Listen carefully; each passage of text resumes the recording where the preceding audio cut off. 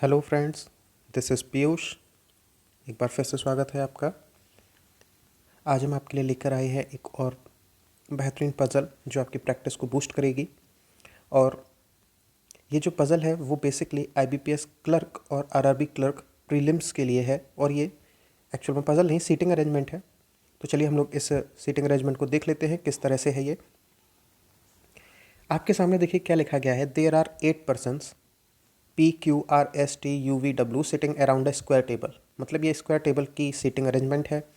Not necessary in the same order, all of them are facing toward the centre. अब ये केवल एक ही direction में फेस कर रहे हैं तो ये पजल अपने आप में बहुत आसान हो जाती है। 2 person sit on each side of the table. अब ये कहा गया है कि 8 लोग हैं जो एक स्क्वायर टेबल के चारों ओर बैठते हैं और हर साइड पर 2 लोग बैठते हैं। तो चलिए हम लोग इसकी, मैं आपको एक चीज़ अगर सजेस्ट करूं तो आप हमेशा कोई भी पज़ल हो आप उसकी 2 पॉसिबिलिटीज़ लेके चला कीजिए। उससे होता यह है कि आपकी पज़ल बहुत ईजिली बन जाती है और टाइम भी ज़्यादा नहीं लगता है। देखिए ये स्क्वायर टेबल है और 2-2 लोग हर साइड पर बैठे हुए हैं। कुछ इस तरह से होगा। यहाँ पे हम इस चीज़ को ड्रॉ कर लेते हैं। एग्ज़ाम में आप थोड़ा ये जल्दी कीजिए तो इसे बनाने में आपको ज़्यादा से ज़्यादा 20 सेकंड लगेंगे इस पूरे फिगर को। अब आप अपना क्वेश्चन पढ़ना शुरू कीजिए। P sit second to the right of T। अब इसमें हमें नहीं पता कहाँ बिठा ले तो हम इसको एक जगह नोट करते हुए चलते हैं। P sit second to the right of T। T के सेकंड राइट में P बैठता है। मैंने इस चीज़ को नोट डाउन कर लिया है। Q and U are sitting opposite to each other. मतलब Q और U आमने सामने बैठे हुए हैं। कुछ इस तरीके से आप लिख लीजिए, क्योंकि इसमें आपको नहीं पता कि कितने लोगों के बाद Q और U बैठे होंगे। फिर उसके बाद आपसे कहा गया है and neither of them sit adjacent to T। मतलब Q और U हैं वो T के पास में नहीं बैठते हैं।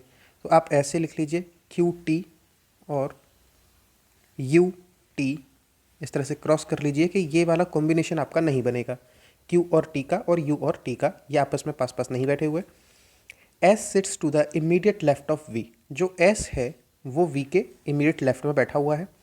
W sits second to the left of U। जो W है वो sit second to the left of U. कुछ इस तरह से बैठा हुआ है। अब आपके पास जितनी भी कंडीशंस हैं आप उसको, हमने उनको नोट डाउन कर लिया है। देखिए इसको मैं अलग अलग कर देता हूँ जिससे हमें अपनी कंडीशंस पता रहे। 5 कंडीशंस दी हुई हैं। बहुत ईजिली पजल को हम लोग सॉल्व करेंगे। अब बस जो मेन चीज़ होती है वो ये होता है कि पजल को आपको उठाना कहाँ से है। अब आपको इसमें कोई ऐसी चीज़ देखनी है जिससे चीज़ें आपस में कनेक्ट हो जाए। टी और पी रख लेते हैं तो फिर उसके बाद आपको उनके बारे में कोई ज़्यादा जानकारी नहीं दी हुई है कि क्यू और यू उसके पास नहीं बैठेंगे, लेकिन उसके बाद भी क्यू और यू आपस में काफ़ी जगह बैठ सकते हैं। हम इस पजल को कहाँ से कर सकते हैं? एस और वी से नहीं कर सकते। हाँ, हम इसे क्यू यू से उठा सकते हैं, क्योंकि क्यू और यू की हमें पोजीशन पता है। ये कहीं भी बैठेंगे लेकिन आमने सामने बैठेंगे। और जो यू और डब्ल्यू के बीच की मुझे जानकारी दी हुई है तो हम लोग यहीं से पजल को उठाते हैं। एक बार आप क्यू और यू को इस तरह से यहाँ पर आमने सामने कर लीजिए और एक बार क्यू और यू को यहाँ पर आमने सामने कर लीजिए।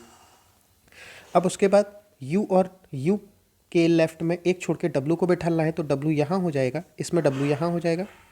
और मुझे क्या पता है, अब मैंने इस कंडीशन को लिख लिया है, मैंने इस कंडीशन को लिख लिया है। अब मैंने ये देखा है कि Q और U के पास में T नहीं आएगा। मतलब T यहाँ नहीं होगा, T यहाँ नहीं होगा, T यहाँ नहीं होगा, T यहाँ पे भी नहीं होगा और T यहाँ पे भी नहीं होगा।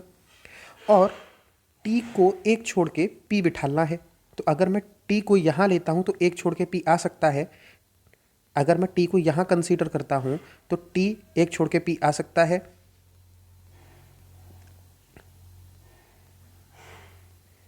ठीक है जी। और अगर सॉरी, टी को अगर मैं यहाँ कंसीडर करता हूँ यहाँ, तो टी एक छोड़ के पी आ सकता है। और अगर मैं टी को यहाँ मानता हूँ तो एक छोड़ के क्यू पे क्लैश करेगा, तो मुझे टी यहीं लेना पड़ेगा और पी मेरा यहाँ हो जाएगा। इस कंडीशन में अगर आप देखते हैं तो यहाँ पे टी यहाँ नहीं आ सकता, टी यहाँ नहीं आ सकता, टी यहाँ भी नहीं आ सकता और टी यहाँ भी नहीं आ सकता। टी के लिए फिर एक ही कंडीशन रह जाती है कि जो टी है वो सिर्फ यहीं आएगा और टी को एक छोड़ के पी आएगा। ठीक है, हमने इसको भी नोट कर लिया है। अब ये भी चीज़ हो चुकी है। अब एस और वी आपस में पास पास बैठने चाहिए। अब एस और वी में अगर आप इस वाली पजल में देखते हैं, इस वाले अपने फिगर में देखते हैं, तो कोई भी लगातार 2 जगह आपके पास खाली नहीं है। तो इसका मतलब क्या है, ये वाली जो मेरी ये वाली मेरी जो कंडीशन है वो गलत हो गई, और यहाँ पर एस और वी के लिए यही जगह बचती है।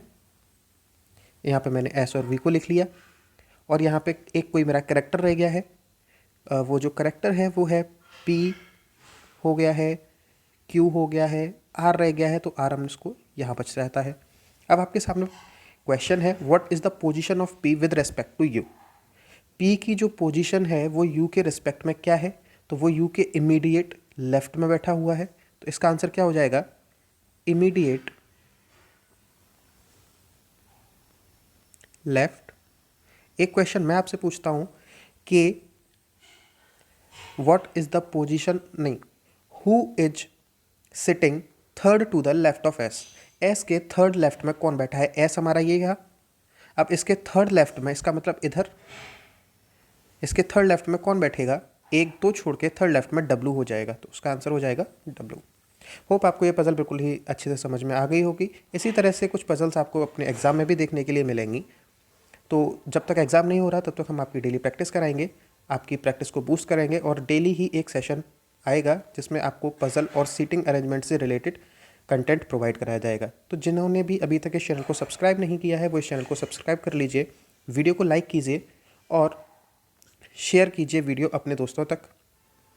और आज हमारा जो लाइक का टारगेट है वो हम रखते हैं +15, क्योंकि हमारी फैमिली अभी बहुत छोटी है। तो आपका जो लाइक है वो हमें मोटिवेट करेगा बहुत ही ज़्यादा। तो वीडियो को लाइक कीजिए और चैनल सब्सक्राइब करना ही है, जितना ज़्यादा से ज़्यादा हो सके शेयर कीजिए। चलिए मिलेंगे अगले सेशन में एक नए कंटेंट के साथ।